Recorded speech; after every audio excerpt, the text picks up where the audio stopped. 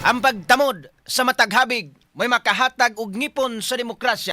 Apan ang paglilong sa matuod og pagkakabig sa silaw sa salapi may makaluka sa tiunay nga hustisya. Straight to the point. Sugbo, Central, Visayas, Luzon, Mindanao, Pilipinas, maayong buntag kanaton tanan. Kumusta kamon tanan og welcome sa ato ang panag-uban karong buntaga dinhi sa ato ang pagkulo kabildo. Straight to the point. Una sa tanang pasalamatan tang ato ang buhi nga sa paghatag ya kanatog lay nasab nga adlaw, lay nasab nga gayon sa ato ang pagpadayon sa atong pagpanikay-sikay o sa atong pagpagigwiso. Straight to the point. Adlaw kita karon mga sukindig paminaw nga Huwebes, pizza 30 na sa bulan sa Abril, tuig 2026. Straight to the point. Bulahan mga sukindig paminaw sa tanang mga asawa karong adlaw, kadto nga mga bana nga nanarbaho, karong adlaw maoy bulahan nga mga asawa.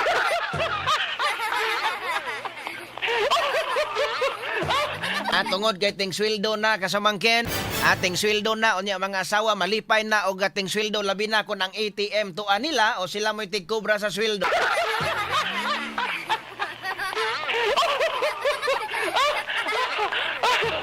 Anya sa ngalan ni Attorney Rufil Fernandez Banyo kamaoy regular anchor karong buntaga. Ako inyong kasamtangan nga makauban Radio Man Benji Tanghian ang makauban ninyo mga sukindig paminaw sa iyahang programa. Straight to the point. Kita say mag-uban-uban ron mga sukindig paminaw kay tungod kay doon na importante kang lakaw. Si Attorney Rufil sumuna nga kita maoy kasamtangan karon nga mag-uban-uban. Anya inyuhan na sagko karon nga kuan inyuhan na sagkurong kanang na ang agwanta-agwantahon lang usaha. Okay, arita sa ato ang isgutanan sad karong buntaga tungod ka maayong balita. Tulo ka sugbuanon nga nausa ang nahimo nga top notchers o ning higayuna gihimo nga 2026 physician sa licensure examination. Top 4 si Fidel Dane Bergado. Karakot mga sukindig paminaw gikan sa Cebu Institute of Medicine. Adunay passing rate nga 89.50%. Straight to the point. Top 9 si Antonio Edson Bryce Natividad Enriquez sa Matias Aznar Memorial College of Medicine nga nakakuha og 88.25%. Straight to the point. Samtang top 10 si Aiter Kim Fernandez kasayan sa Southwestern University nga nakakuha og 88.08%. Straight to the point. Basta mga sugbuanon gani mga sukindig paminaw mga gahe no, mga sugbuanon mga maayo mga sukindig paminaw o gabisan unsang natad sa examination dili gyud papiri ang sugbo. Dili gyud papiri mga sukindig paminaw ang sugbo bisan unsang natad sa mga eksaminasyon. Amo na nga kanang na ang proud atang mga sugbuanon mga sukindig paminaw kay halos kada exam do naman gyoy ma-appeal sa top mga sukindig paminaw. Straight to the point. Samtang sa laing balita, Konsehal Joel Garganira ni Auhag ni Cebu City Mayor Nestor Archival nga kansilahon ang business permit sa nag-operate sa Binaliw Landfill human nasayran nga ni-operate kini og balik bisan og walay pahibalo sa syudad. Straight to the point. Doon na bitaw to'y mga kanang uluhong-ihong. Doon na huluhong-ihong mga sukindig paminaw nga ni-operate na kunog balik ang Binaliw Landfill. Matod pa ni Konsehal Joel Garganira nga noon sa ganun ibalik man silang wa man sila mo pahibalo sa syudad nga mobalik sila operate. Ato ni hatag pagtagad sa kay ginomduman to mga sukindig paminaw nga kadto nga Binaliw Landfill human mga sukindig paminaw ni bigay kadtong ilahang naghampuog nga mga basura daghan kaayo nga mga kinabuhi ang nakalas ni adtong panahona. Straight to the point. Unya murag ang tag-iya tingali ani igo orang gipalimot-limot ang sugbuanon. Wa malimot ang sugbuanon dong Enrique.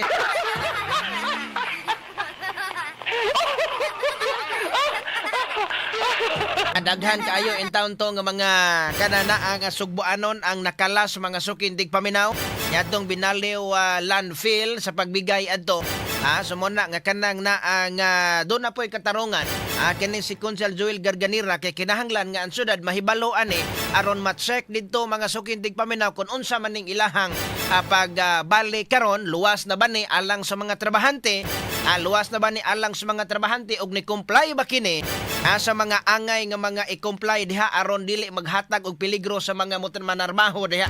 Straight to the point. Samtang sa laing bahin na 7 ka water project ka planong tukuron sa lokal nga gamhanan sa lawigan sa Sugbo aron ikasagang sa epekto sa El Nino o mapalambo usab ang supply sa tubig dinhi sa Sugbo.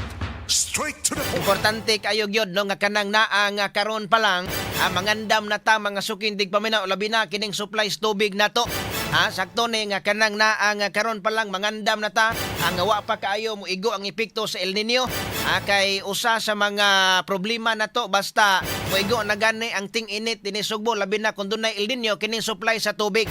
So mo nga mas maayo nga mapaspasan, mas maayo nga mahinayon gyud kining ni ang 7 ka mga water project nga planong tukuron sa Sugbo kay aron i-supply nato dinhi Sugbo aron dili ta magkuwang sa supply sa tubig. Straight to the point.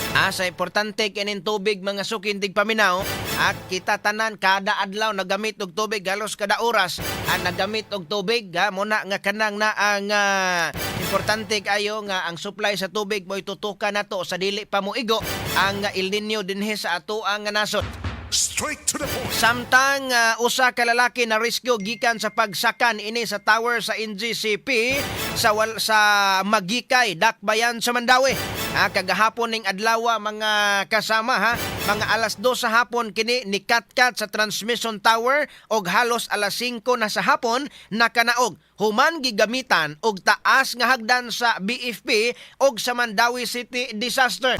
Straight to the point. Samang kain tao'y naingnan adto nga maong lalaki mga sukindig paminaw nga duol man pod mga dulan man pod mga 3 ka oras niya didto sa ibabaw in town sa tower nga nisaka may nalanggani in town kay ang atoang taga BFP ug atoang taga Mandawi City Disaster na pangitaag paagi nakanaog ra kining ni nga maong nga lalaki.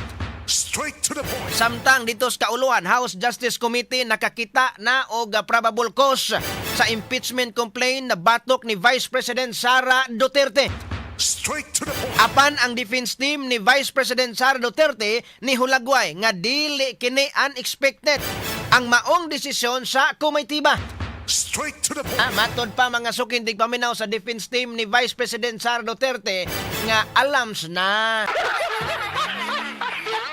ang himuon sa mga congressman labi na kadto nga mga justices o kadto nga mga justice members sa maong nga komitiba mga sukintig paminaw motunga man sila dito og sa madili dito si Vice President Sara Duterte sa kanang gipatawag nga hearing sa ilahang clarificatory hearing mga sukintig paminaw kanang kuan na expected na ningon ang defense team daan nga expected na expected na nga kanang na mauna ilang buhaton nga dunay makita nila nga probable cause o gani expected na nga ila gyud nga i-impeach si Vice President Sara Duterte. Straight to the point. Mayoriya sa present nga mga sakop sa komitiba mga sukindig paminaw nakahukom nga dili nila ablihan ang kahon ang box mga sukindig paminaw nga adunay sulod nga mga income tax returns ni Vice President Sara Duterte kagahapon og ang bana niini nga si Attorney Manasseh Carpio. Straight to the point. Dito mga sukindig paminaw kagahapon lingaw kayo sa ilahang nga hearing.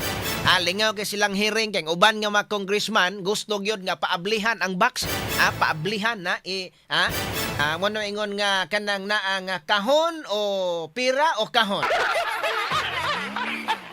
Nananaw mi ni kasamang Marisa Abadis kagahapon ingon din siya nga sige ablihin na ninyo aron magpili mo pira o kahon.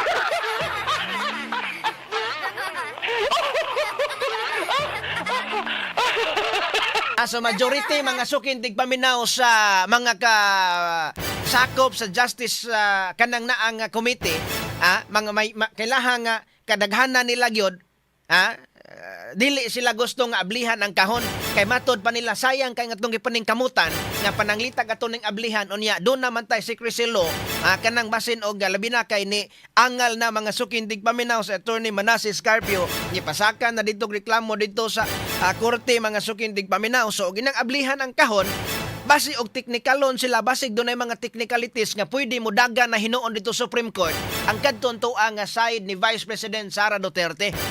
Pero ang uban yung mga congressman nagkisik-kisig yun.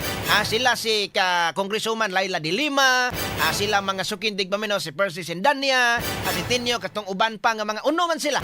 Unom sila ka mga congressman nga gusto nilang ablihan gyud ang box galungot-lungot gyud sila. Nga kana nga box nga ablihan gyud nato nag-unsa ginay sulod ana. Kay puslan man nga naa na diri sa atuang nga mga kamot. Puslan man nga naa sa mga kamot na aton na lang ang ablihan. Kay gusto ta makakita og unsa man na siya, malita ba sulod o kwarta ba or income tax return ba gyud, ha?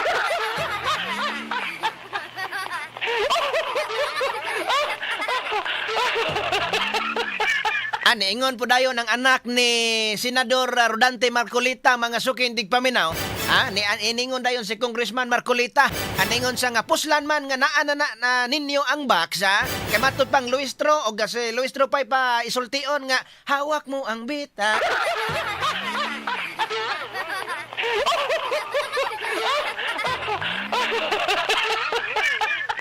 Puslan man nga naa na tinuod na ninyo diha sa inyo makamot ang box na hala sige ablihin na ninyo. Ako mismo mo ingon ninyo nga ablihin na ninyo dayon. Ingon po dayon si Marcolita po dayon.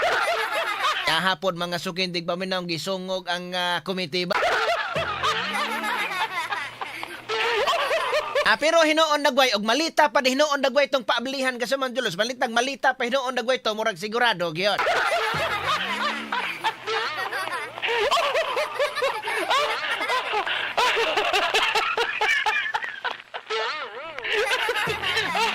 So diyan na probable cause mga sukindig paminaw nakakuha og butong or kwan gyud unanimous sa vote gyud mga sukindig paminaw. Kadto nga mga justices ningon gyud sila nga tanan nga member sa House of Committee on Justice niingon nga dunay probable cause gyud ang impeachment ni Vice President Sara Duterte. 53 sila kabuok. Tanang present mga sukindig paminaw ni butar gyud ito nga kanang tinuod gyud nga dunay probable cause.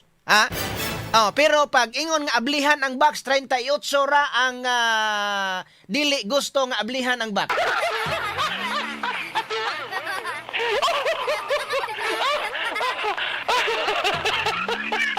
Ato ni hatagag pagtagad karon mga sukindig paminaw kay unsa may sunod nga mahitabo ani.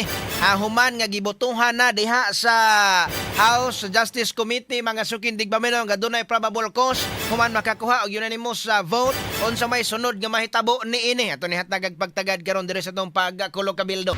Straight to the point. Samtang Korte Suprema ni padaplin sa petisyon nga nag-auhag ni ini aron manduan ang Senado nga mo convene gyud dayon isip impeachment court aron aksyonan ang mga reklamo batok ni Vice President Sara Duterte. Straight to the point. So dito mga sukindig paminaw do na may ni petisyon dito sa Korte Suprema o kaning mandamos petisyon nga giauhag ang Supreme Court nga mandui dayon ang Senado nga mo convene dayon tungod mga sukindig paminaw sa word nga forthwith. Straight to the point. Ato ni hatagag pagtagad kay kining ni ang forthwith mga sukindig paminaw o kaning forthwith lagi kon.